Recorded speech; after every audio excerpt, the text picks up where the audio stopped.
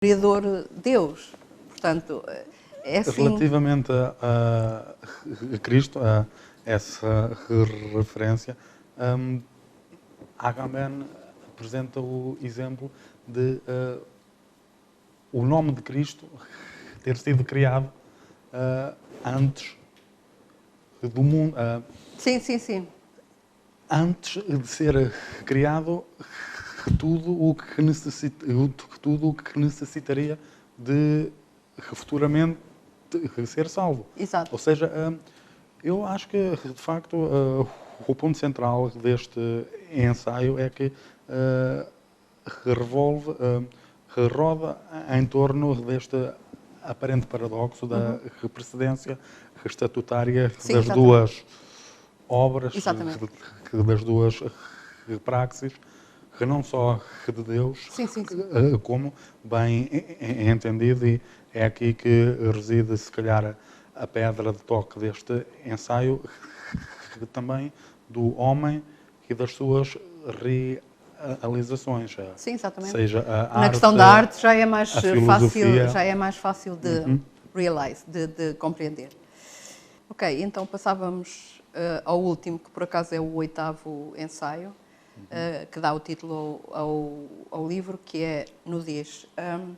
Last but not least, porque de facto acho logo muito interessante a referência que ele faz logo no início a uma performance num museu de Berlim de uma senhora chamada Vanessa Beecroft, em 2005, que põe 100 mulheres de várias estaturas, formatos de corpo, cores de cabelo, etc., nuas. É engraçado porque eles traduzem por de collants, e não é collant, é aquele tipo de fato que muitas vezes se vê também nas artistas de cinema e não sei o quê, que é transparente, mas que ocupa o corpo, portanto passa pelo corpo todo, embora seja transparente, ou seja, do mesmo tecido, digamos, ou tecido, ou do mesmo material dos collants, mas é inteiro. E que são observadas por os visitantes, pelo público, exatamente, que entra em grupos e as pode observar. E o que é engraçado é que o que se observa é que precisamente elas, que apesar de estarem nuas, não é, estão com uma postura completamente até quase agressiva em relação às pessoas que as vêm observar, que se sentem imensamente intimidados por estarem ali a observar mulheres nuas. Achei muito interessante isso. Elas estão impávidas e serenas e imóveis e tal, e são olhadas. Portanto, ele vai buscar isto, como vai buscar uma série de outras situações, precisamente para falar da nudez, não naquele sentido, mais uma vez, do que nós estamos habituados a ver a nudez, mas falando a nudez não como desnudamento, não como, portanto, tirada de vestes, ou seja, sem a ausência de vestes, mas na nudez como perda da graça. Ele vai buscar também o caso do Adão e Eva, por exemplo, em que eles só reparam que estão nus depois de terem pecado. Ou seja, até aí também estavam nus, mas nunca repararam nisso e, portanto, depois é que precisam... ambos nus e não tinham vergonha. Sim, e não tinham vergonha, exatamente. Tal como... Sim, que depois vão buscar as parras e depois até as peles dos animais e não sei o quê. Gostava então que tu... Tem que ser muito sucintamente, se faz favor, que comentasses este ensaio. Este é o ensaio mais longo do livro, ao contrário dos restantes, que vai das 2 às 5 às 10 páginas. Este tem 30 páginas, mas um fluir muito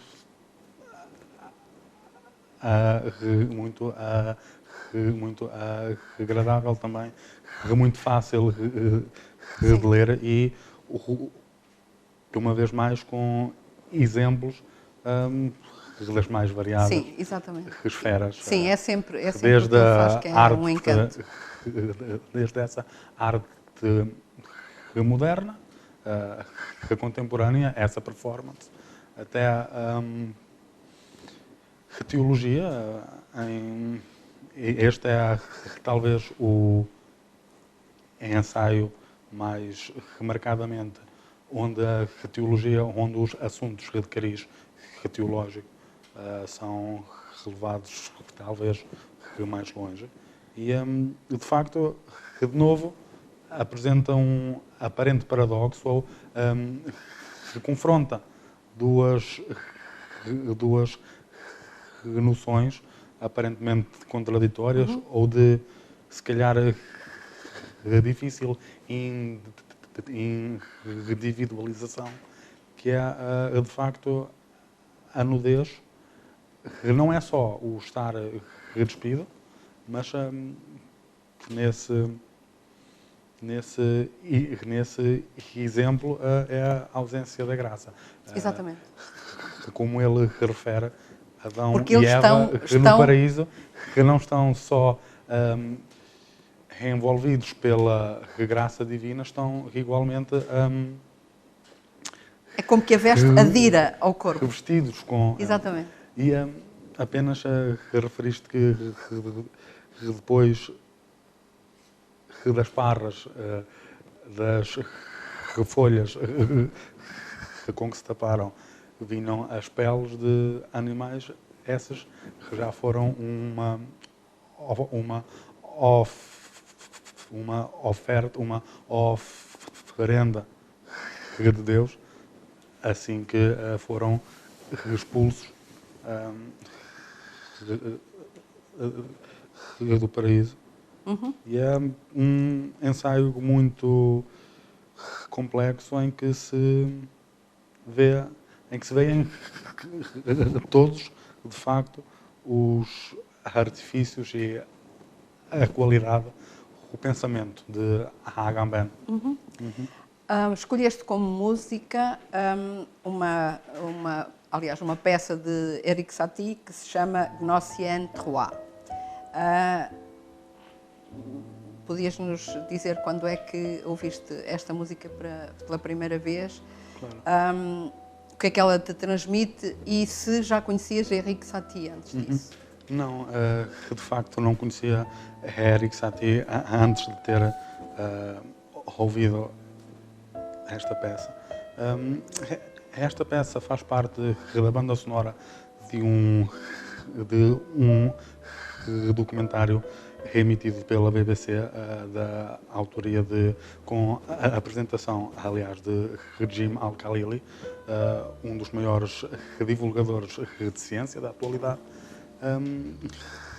O documentário esse intitulado A Vida Secreta do Caos. Somos relevados a conhecer todas as implicações da presença do caos na nossa vida cotidiana. O caos como parte indissociável da natureza e da vida. Sim. E aqui eu consigo restabelecer uma analogia com o livro, a nudez, não como uma falta ou queda. O caos não é uma falta ou queda de ordem, mas verdadeiramente essencial para a vida e permite-nos... Para a ordem, afinal. Sim, ou se calhar para apreciarmos a consciência, sim. Beleza. Sim. Mas o caos também tem a sua beleza. Claro. E esta música, esta peça, aliás, em particular, faz-me lembrar, desperta-me sensações de mistério. Esse caos, essa noção tão estranha e tão aparentemente negativa, é o que me desperta. E agora, voltando atrás, a citação que há pouco fizeste de Agamben, A arte da vida é a capacidade de nos mantermos numa relação harmoniosa com aquilo que nos escapa. Penso que isso se aplica perfeitamente ao caos. Sim. E é o que esta peça me lembra. Foi assim que entrei em contacto com esta peça e depois com este compositor e com outras obras dele. Curiosamente, eu utilizei-a numa composição que fiz com poemas de um amigo também poeta. Ouves outro tipo de música, pressuponho? Sim, claro. Pronto, isto não é quer dizer, não é estar a dizer tu, pronto, não é estar a referir a idade, mas de qualquer maneira, claro que há jovens que também ouvem este tipo de música e perfeitamente, mas se calhar também ouvirão outra, não é? Que tipo de música é que em geral ouves, sem ser esta mais clássica, digamos? Esta é a tal minimalista, aquela música de ambiente, como tu sabes. Exato. Aliás, começou por aí. Aliás, Satie foi um precursor Exatamente. desse tipo de música, tanto a música ambiente, a música minimalista também. Sim. Em relação a outros tipos de música que eu ouço a outros tipos de música, claro, música chamemos mais atual, mais comercial, também muita música clássica, na verdadeira Sim, claro. acessão. Sim, mas, ok, esta também pode ser assim Claro. um bocadinho. Ok. E agora, já agora, que outra música é que tu sugerias às nossas e aos nossos telespectadores? Tens assim uma que de repente te lembres? Não. As do filme. O filme tem uma ótima banda sonora. Tem. E há muitas que Se podiam recomendar. mereceriam, Exatamente. sem dúvida, ser ouvidas. Eu sugeriria todas as peças de Satie, nomeadamente as três Gnossienne, sim. a primeira, a segunda e terceira, são as mais reconhecidas. Da quarta à sexta também. À sétima, penso. À sétima. Acho que há uma sétima. Nomeadamente a primeira, que Sim. repartilha muitas... repartilha muita estrutura com a terceira. E quem ouvir a terceira, ouve de facto. Reconhece. E a primeira é identificável, sim. Reconhece. Passávamos então agora ao filme. Tu escolheste a Árvore da Vida, de Terrence Malick, de 2011.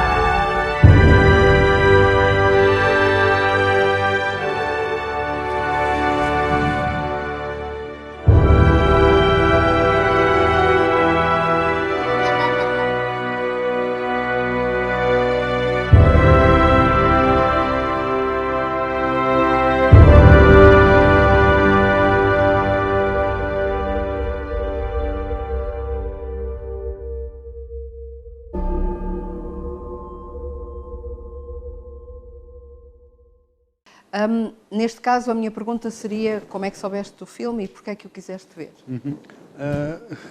Porque não é assim um filme muito comercial, não é? Não, de facto não. E não foi, e não foi muito aclamado Não, pela crítica. pois não. Teve Dividiu-se muito. A respostas muito crítica. mistas. Sim, exatamente. A crítica, Exato, uns exato. eram muito contra, outros eram muito a favor e achavam uma maravilha. Como é que eu entrei em contacto com o filme? Eu tive a sorte de ver o filme pela primeira vez no cinema. Foi numa altura em que, por uma questão de hábito, ia algumas vezes ao cinema à última sessão, por volta da Da meia-noite. meia-noite, sim. E vi o filme com a sala quase só para mim, que ajudou muito a Está muito gente para chorar sozinho e ninguém vê. Como é que reconheci o filme? Uns tempos antes tinha ido ao cinema também. E enquanto estavam a passar os trailers,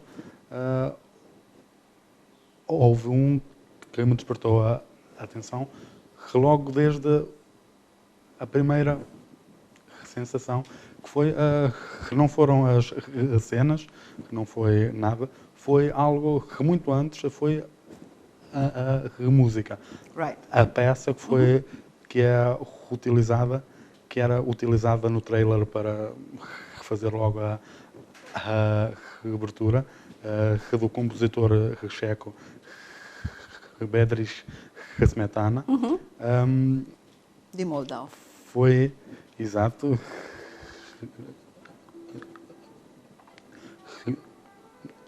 de Moldau. Que é horrível. Foi, fiquei logo com a certeza de este filme que tenho que ver. Só com base nessa escolha. Ok. E depois, assim foi. Sim, e só para dizer que, curiosamente, este filme só teve... Portanto, ele foi apresentado em Cannes e teve a Palma de Ouro do ano de 2011 e depois Champagne teve também um prémio qualquer como ator secundário, que é, porque o ator principal é o Brad Pitt. Portanto, o filme começa com uma citação muito interessante. O filme começa com uma citação do livro de Job, não é? Que é o livro da sapiência que tem mais a ver com o homem em sofrimento. E que onde Job dá essa imensa prova de fé, que acredita, não é? Apesar de todo aquele sofrimento. E que se atreve a fazer 139 ou não sei o quê perguntas a Deus e que espera que Ele responda. É engraçado que, mais uma vez, eu encontrei aqui um paralelismo com Agamben, com uma passagem da nudez, logo nas primeiras imagens. Agamben fala de um outro pensador, aliás, um teólogo, que se chama Erik Peterson, que foi dos poucos teólogos que se referiu à nudez, e diz: o problema aparentemente secundário da relação entre nudez e veste coincide com outro, teologicamente fundamental, em qualquer sentido, da relação entre a natureza e a graça. E o filme começa precisamente nisso, em que, na parte em que a mãe diz que só há duas maneiras, não é? A natureza ou a graça. Como a veste pressupõe o corpo que deve cobrir, escreve Peterson, assim a graça pressupõe a natureza que deve consumar-se na glória. E Agamben conclui então que o problema da natureza humana na sua relação com a graça. Portanto, isto é o problema da natureza humana na sua relação com a graça. Eras capaz de fazer claro que és, uma sinopse do filme? Eu retiro Claro, a pergunta. claro, claro. Faça-me, por favor, uma sinopse do filme. Claro, voltando um pouco atrás, e já que fizeste uma citação de Agamben, eu referia outra que se aplica também muito bem ao filme, que é todo o primeiro ensaio do livro, a criação e salvação, Sim, sim, sim. e a maneira como as duas obras são revivem num conflito antagónico, mas absolutamente necessário, e que qualquer uma é condição uma da outra. Voltando ainda um pouco atrás e antes de fazer uma sinopse, penso que era interessante referir o diretor, o diretor, a produtora do filme, Realizador.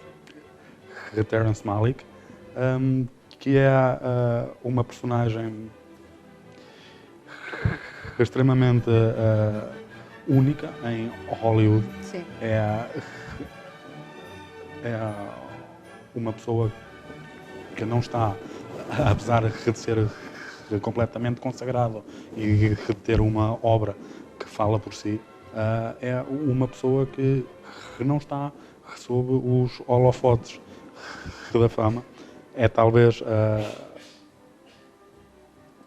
o famoso de Hollywood, do qual se sabe menos. É muito cioso, Hoje ele não gosta de dar muito cioso da entrevistas, sua vida nem privada.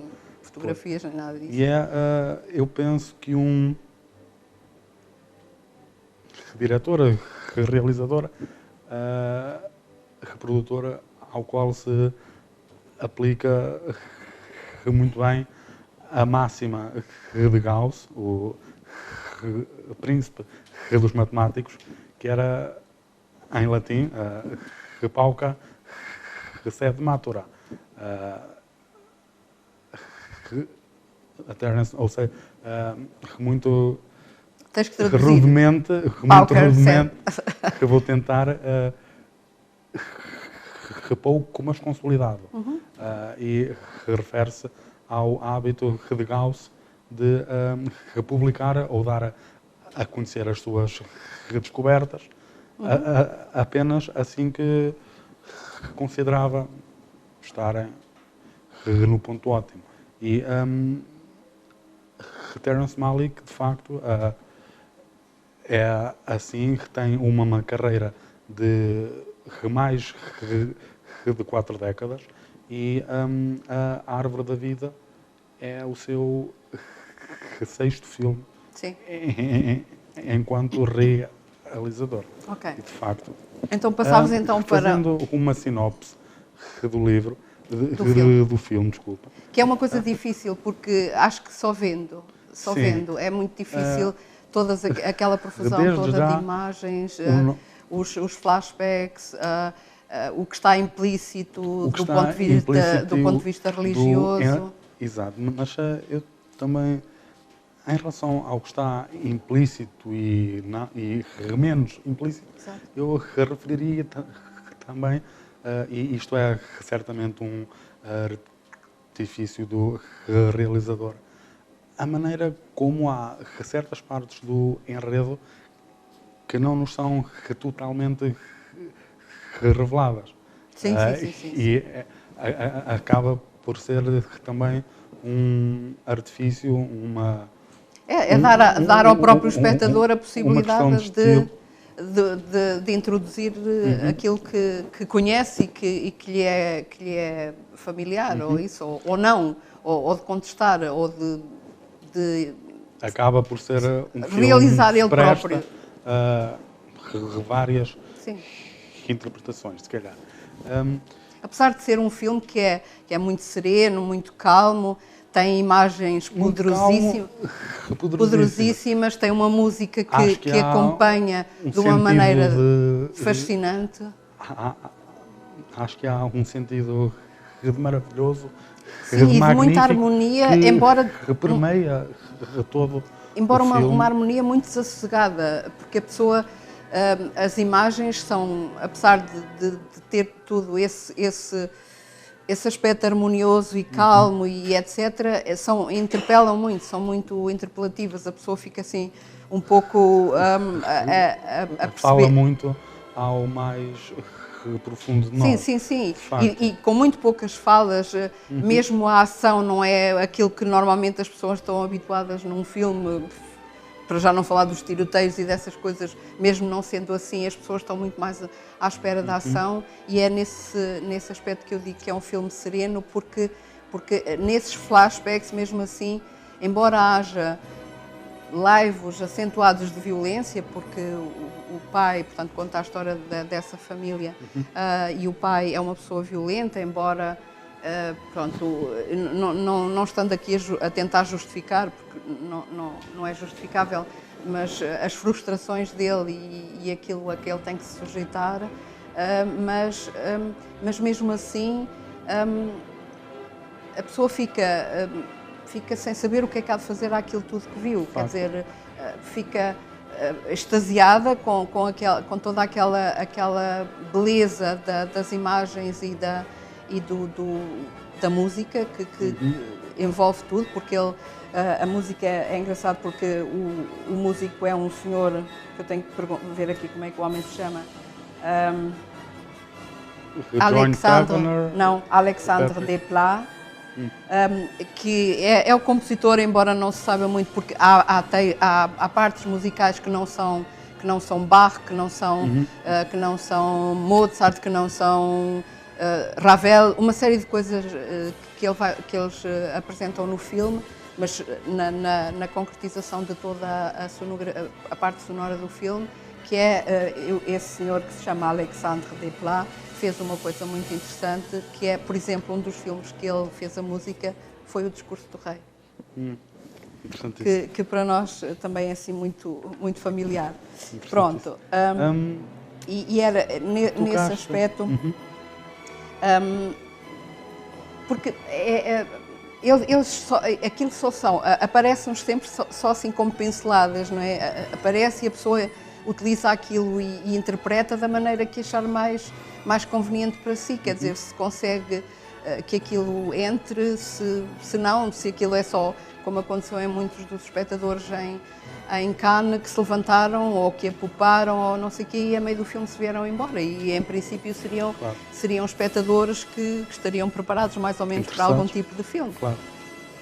Eu acho que, como já disse, há um sentido de maravilha que permeia todo o filme, e nós podemos ver algumas cenas no trailer, desde quadros do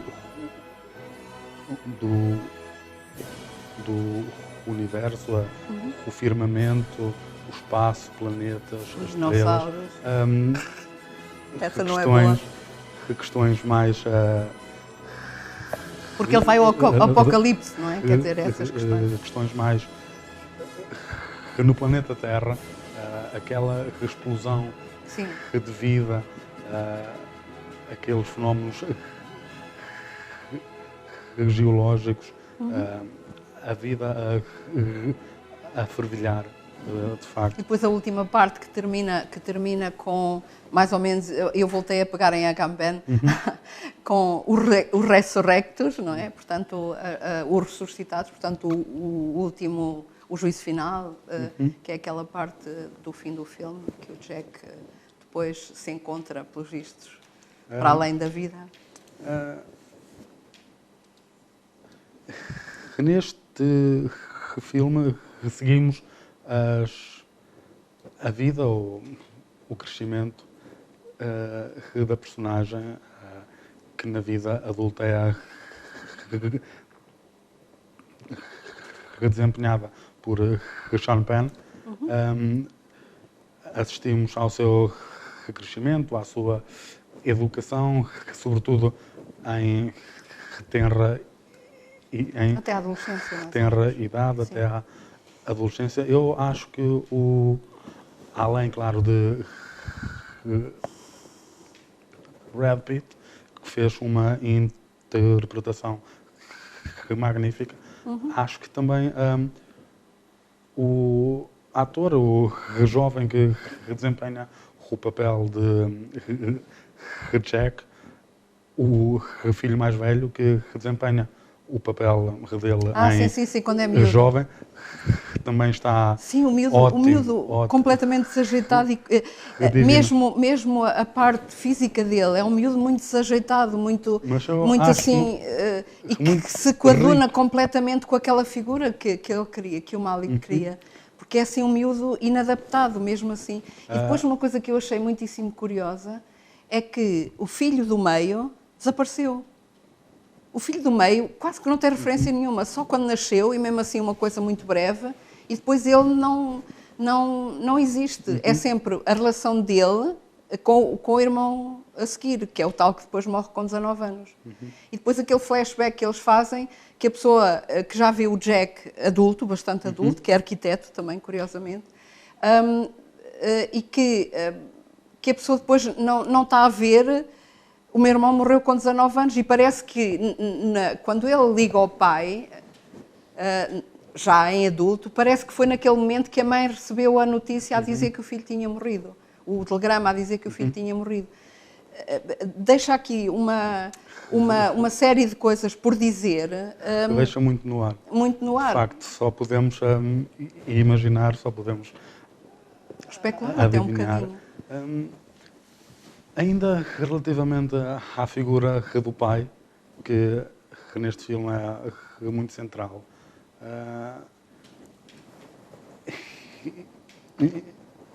é interessante, parece-me, e eu escolheria uma passagem, uma cena do filme em que o pai intervém e ficamos a conhecer muito do pai e da maneira como acaba por influenciar os filhos, que é, apesar de ser um pai severo, relativamente autoritário, que não deixa de instar os filhos a que sigam os seus sonhos e que não façam o que ele fez, que por eventualmente pressões ou acabou por não seguir o que seria talvez a sua vocação, que era a música. E relativamente ainda à música e ao pai, há também uma passagem em que ele faz referência a um determinado compositor que gravou a mesma peça X vezes e que no fim disse que podia estar melhor, ou que não me recordo bem. Também é isto que mesmo a arte, que tem tanto de nós, que poderia ser vista como algo muito fácil de fluir, que na verdade não. É capaz de ser muito fácil de fluir a questão. Grande dose de trabalho, de sacrifício e de esforço e de entrega. Sacrifício. Sim. Claro. Isso sim. Aquilo que me faz bastante impressão é de facto a rigidez do pai e aquilo que me parece quase abusivo da parte dele. Aquela cena em que, por exemplo, o miúdo vai para ir para o quarto dele, ou deitar-se, ou qualquer coisa assim, o Jack, porque a questão é sempre com o Jack, e os conflitos é o pai e o Jack, o pai, a mãe e o Jack, porque o Jack uma vez passa por ele e diz-lhe a gritar "She loves only me!". Portanto, a mãe tem ali uma figura muito ambivalente, ela é uma pessoa um bocadinho infantil, digamos, quer dizer, é uma pessoa que tem uma relação fácil e acho que muito permissiva com os três miúdos. Eles sentem-se muitíssimo bem quando o pai não está E nessa cena em que o miúdo vai para se recolher, ou para, seja para o que for, se vai ausentar, o pai está a ler ao lado de uma mesa onde está o isqueiro. E o miúdo já vai a sair quando ele diz, vem-me dar o isqueiro. Ele só precisava de se levantar e dar um passo, mas não, pediu ao miúdo para lhe vir trazer o isqueiro. E das outras, as outras maneiras, os miúdos à mesa não se podiam rir, ele manda-os para o quarto sem deixarem de comer, obriga-os a comer aquilo que eles não querem. Tem que ter um comportamento. Então, principalmente essa relação com o Jack parece-me muito. É opressiva, completamente opressiva. E há sempre um medir de forças entre eles os dois. E depois aquele desvario do Jack, numa fase, talvez seja assim, ou muitos rapazes passem por essa fase, ele que está sempre a pôr em questão o seu comportamento e a dizer, quando o pai tentou salvar aquele miúdo na piscina e o miúdo morre, e ele pergunta, porque ele está sempre com interjeições para Deus, a dizer, deixa-me ver o que tu vês. E pergunta, ele era mau? Se o miúdo era mau e por isso é que teve que morrer. E se, por exemplo, então Deus também não é bom, porque o deixou morrer, porque é que ele tem que ser bom, se Deus também não é bom? E isto é muito passado pela mãe. Aliás, eles são muito praticantes, quer dizer, praticantes, ou se é ou se não é, mas eles são muito assíduos da igreja, e mesmo ela está sempre também com este contacto que eu acho que é o correto. Deus é um de nós e, portanto, tem que estar...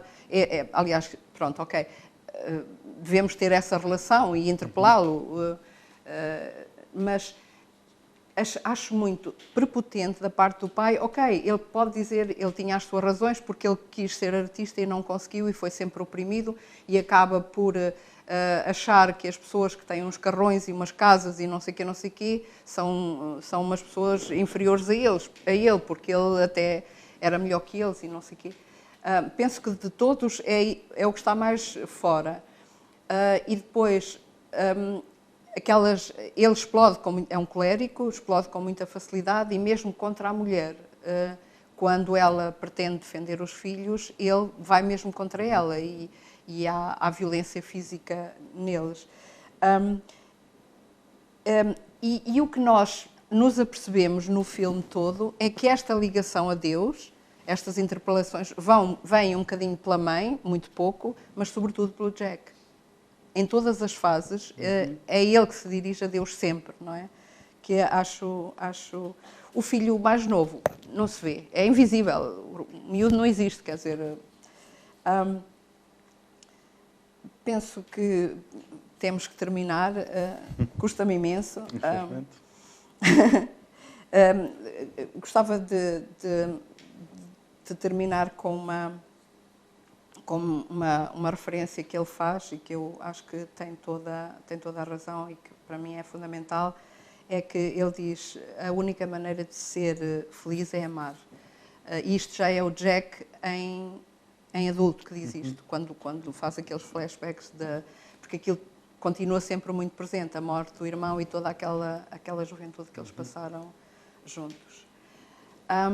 Eu queria te agradecer imenso muito obrigado aceitares pelo convite. O meu convite. Gostei muito desta conversa. Espero que... penso que nós ultrapassamos alguns limites, mas pronto. Espero que as senhoras e os senhores telespectadores também tenham gostado e, como é habitual, daqui a um mês, no dia 19, estaremos mais uma vez com todo o gosto consigo e até lá, tudo de bom a vossa Elisa Maria.